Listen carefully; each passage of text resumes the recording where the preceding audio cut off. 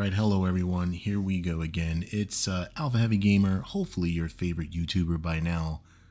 Back again to discuss yet another April 1st or April Fool's Day Gaijin field test, disguised as a fun game mode. So this latest event that Gaijin is testing out is called the Mobile Infantry event, and it features 4 classes, which is an Assault class, a Sniper class, an ATGM operator, and a Man-Pads operator. All of these mobile infantry are basically in exoskeleton suits, and they honestly look pretty cool. Gaijin did some good work on the modeling here, and the game mode is actually pretty fun. I've been getting my butt kicked.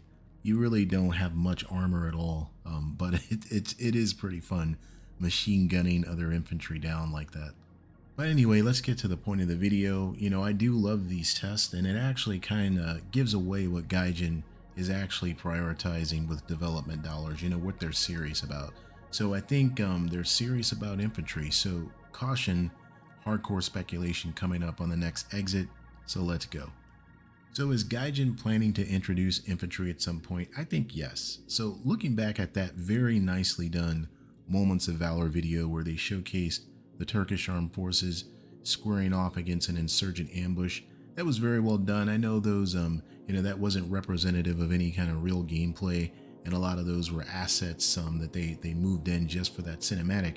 But it does show off and, conceptually what Gaijin can actually do with infantry, militias, insurgents in the game. And at least to me, playing ground forces always felt kind of incomplete, where you're driving around infantry fighting vehicles, you actually don't have any infantry inside, and it's like, this is the logical extension of combined arms warfare in the game, at least from my point of view. So here's some quick, points I have on why I think it's almost ready. I think that infantry probably could be coming in and later this year, or maybe even next year, is the ecosystem is almost ready. Remember back when, Gaijin introduced earthworks, tanks can dig and make improvised positions. Infantry will be able to make really good use of that in the game. There's a couple urban maps in the game right now. Honestly, Gaijin could probably do a little bit better on optimizing some of those maps for infantry, but I don't think it'd be something that's that hard. And another indicator in the ecosystem that, they've been slowly building this out, getting ready for infantry, is all the armored vehicles and main battle tanks that have urban survival kits. You look at things like the Tusk kit on the M1A2, the Theater Entry Standard on the Challenger 2, PSO and Ariete. There are a lot, and there's lots more vehicles I'm not even mentioning here, that have add-on armor kits to defeat improvised explosive devices that are totally wasted in the game right now. I mean, a lot of players, if they're able to, just take those off to save weight, because they're mainly just fighting other vehicles, and it really doesn't offer much protection at the BRs that they're at anyway. So when you introduce infantry into the game with, basic heat weapons like RPGs, a lot of these urban survival kits, especially cage armor, will be a lot more useful.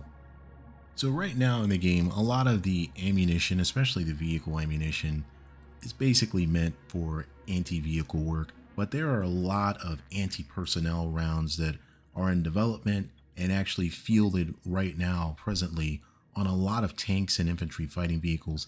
I think it would be pretty exciting to get those additional rounds that specialize in anti-personnel work and be able to equip those to your vehicles in the game. There's also other anti-personnel weapons that are in the game already, like the incendiary bombs. I know you can use those on open top vehicles, but they are definitely optimized to destroy infantry on the ground. There's also artillery.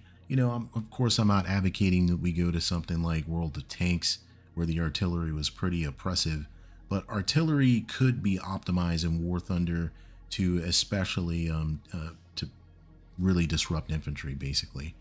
There's machine guns on almost everything in the game, so of course using machine guns against infantry is always good.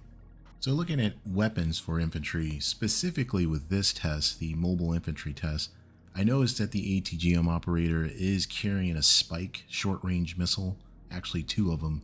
So, that could be foretelling as well what Gaijin's planning to do as far as infantry with ATGMs. But, as far as heavy weapons for infantry, we have things like the Spike, the Javelin, the In-Law, that could definitely come into the game. There's also a range of other RPG-like anti-tank weapons. And you know, we have SAMs like the Mistral, we have the Igla, we have the Stinger in the game. Those are easily converted to the shoulder-fired variants for infantry, and they are, as we know, mildly effective.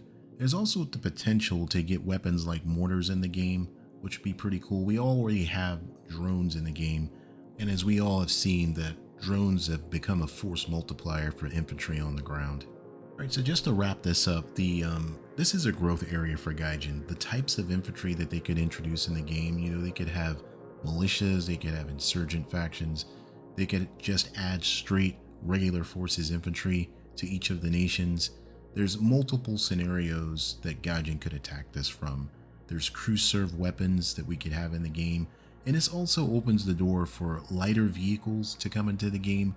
Some armored vehicles that only have machine guns, or even smaller, lighter vehicles like ATVs, buggies, you know, really fast vehicles, even technicals, if they chose to introduce militias and other insurgent groups into the game.